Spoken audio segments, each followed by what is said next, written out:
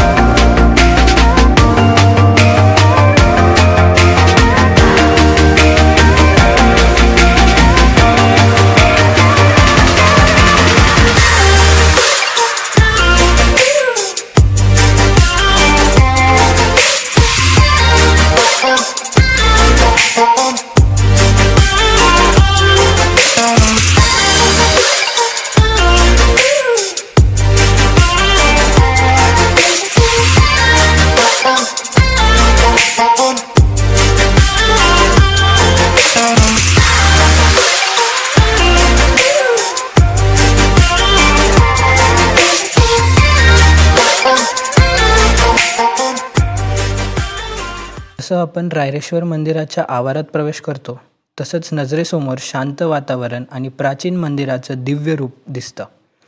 याच ठिकाणी सन 1645मध्ये शिवाजी महाराज लहान असताना आपल्या मावळ्यांसोबत उभा राहून पहिल्यांदा हिंदवी स्वराजची शपथ घेतली होती.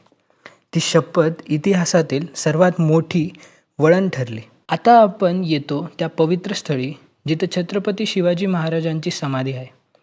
रायगड किल्ल्यावरची ही समाधी प्रत्येक मराठी माणसासाठी आणि प्रत्येक भारतीयासाठी एक तीर्थक्षेत्र आहे. जसं आपण समाधीजवळ पोहोचतो तसंच वातावरणात एक अनोखी शांतता आणि ताकद जाणवते. काळ्या दगडाची समाधी आणि समोर उभा असलेले शिवरायांचा अश्वारूढ राजसी पुतळा हे दृश्य प्रत्येकाच्या हृदयात अभिमान आणि भावना जागृत करतं. लोक इथं येऊन म्हणतात, राजे तुम्ही जरी निघून गेला असाल तरी तुमचं स्वराज्य आजही आमच्या रक्तात डोळे मिटून घेतो मी तुझ्या पाशी येतो. डोळे मिटून घेतो मी तुझ्या पाशी येतो.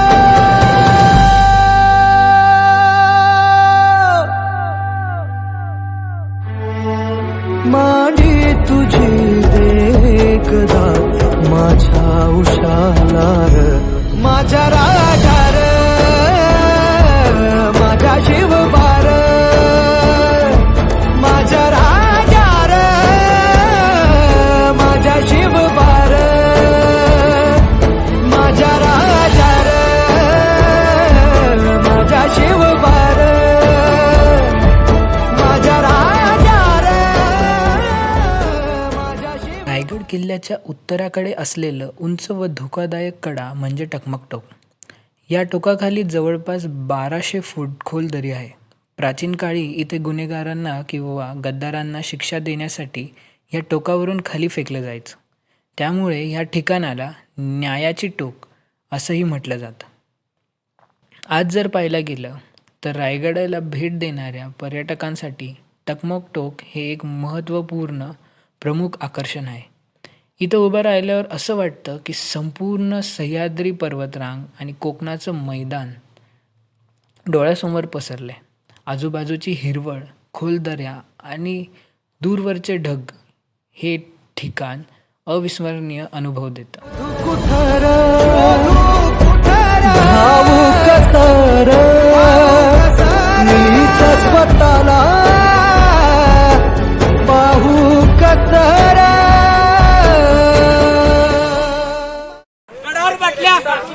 गडावर बटल्या जसे न्याल जसे न्याल गडावर बटल्या जसे न्याल जसे. Guys this is the last shoot.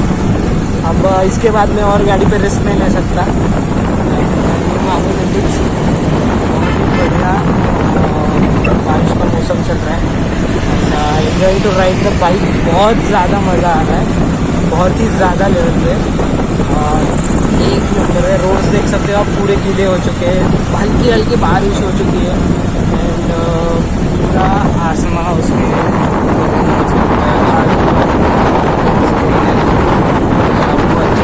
हो तो ठीक, नहीं दिख रहा हो तो मेरी गलती नहीं है. इससे ज़्यादा मैं आगे जाके शूट नहीं कर सकता हूँ, तो एडजस्ट कर लो. तो अगली बार साथ में आओगे तो अच्छा शूट होगा, दोनों मिल के करेंगे. हाँ, सिंपल है. तो फिलहाल के लिए बस यही. एंजॉय करो, देखते रहो, हंसते रहो. कुछ होगा तो आएगा, नहीं होगा टर्न आ गया. रखता हूँ, बाय.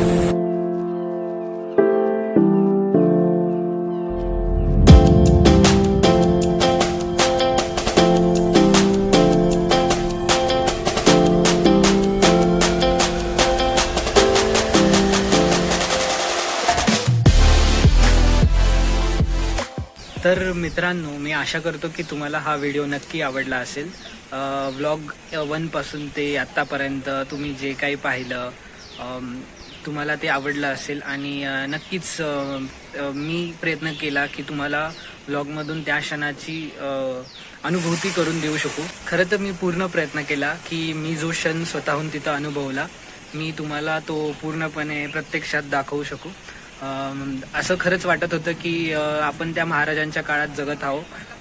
1600च्या काळामध्ये जेव्हा त्या बाजारपेठेतून चालत होतो, लोकांनी जे पेहनावे घातले होते, त्यांचा जो ट्रेडिशनल लुक होता, आणि ह्या सगळ्या गोष्टी जेव्हा स्वतः डोळ्यांनी पाहून तो बाजारपेठ झालं, ती किल्ल्याची भिंत झाली, ती लोकं झाली, त्यांच्या डोळ्यात असणारा तो तेज किंवा त्यांच्या मनात असणारी ती महाराजांबद्दलची प्रतिष्ठा. तर ह्या सगळ्या गोष्टी जेव्हा स्वतः तिथं जाऊन त्या दिवशी मला ज्या अनुभवाला भेटला, मी पूर्णपणे प्रयत्न केला की मी ते व्लॉगमध्ये तुम्हाला दाखवण्याचा प्रयत्न करू. जे मी जेव्हा एडिटिंग करत होतो तेव्हा मी ती व्हिडिओ इतक्यांदा माझ्या डोळ्यासमोरून गेली तरी मला असं वाटलं नाही की मी परत तेच बघतोय. पण खूप सुंदर असा अनुभव मी अनुभवला आणि तोच मी तुम्हाला दाखवण्याचा प्रयत्न केला. लाईक गणपती उत्सव झाला, महाराजांचे काही असे सण झाले, गड किल्ल्यांवर जातो किंवा कोणताही आपला हिंदू सण साजरा करतो आणि अशा वेळ आपण जे ट्रेडिशनल पेहनावे घालतो किंवा जो आपण आपला ट्रेडिशनल लुक बनवतो, इन शॉर्ट तो घालून आणि असं एकत्र येऊन असं सण साजरा करणं, असं वाटतं की जसं की आपण खरंच त्या काळात जगतोय, आपल्या संस्कृतीला पुढे नेतोय.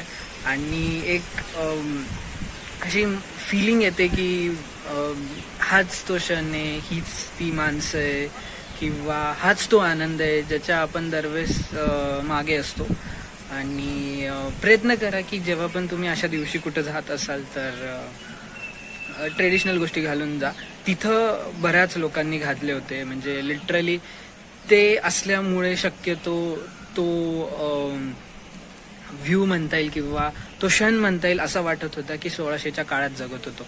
तर असंच मी व्लॉग्स आणत राहील आणि असेच सुंदर गोष्टी अजून पुढे येत राहील. तर भेटूया लवकरच. चला येतो.